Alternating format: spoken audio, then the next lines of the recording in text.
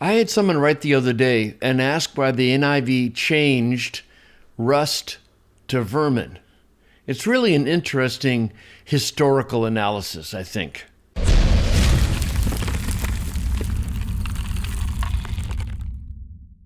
Jesus says, "Do not store up for yourselves treasures on earth where moth and brosis destroy and where thieves break in and steal."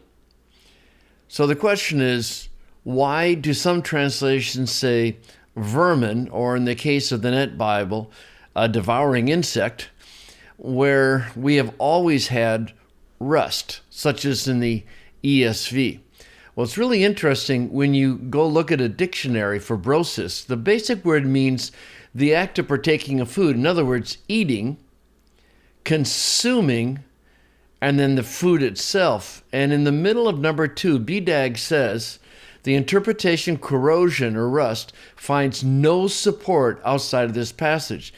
In other words, rust simply isn't a definition of brosis. Now, you can understand if the word means to eat, you can think of rust as eating metal, but you would have to have a really specific reason to do that.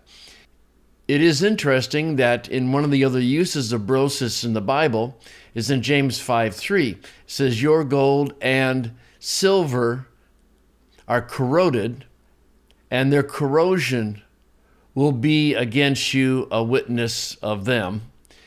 In other words, there is a word for rust, corrosion, but that's not the word that's being used here. The word is brosis. So the real question is, how did rust ever get into Matthew 6:19? And it appears that it's a choice that Tyndale made many centuries ago that then got reflected in the King James.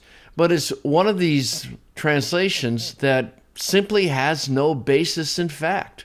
Now, Tyndale was working with much less information than we have, so this is not to critique him negatively. This may have been the best thing he could think of, but it's not what the word means. The word means to that which consumes, that which eats, and is often used of like a locust or animals that eat food. And hence the NIV and the Net Bible understand it properly to be some kind of insect. So we're talking about specifically a moth or another kind of insect that will eat material. So as always, we go with the most normal, standard, default translation of a word, unless there's something in the context that really urges a secondary meaning.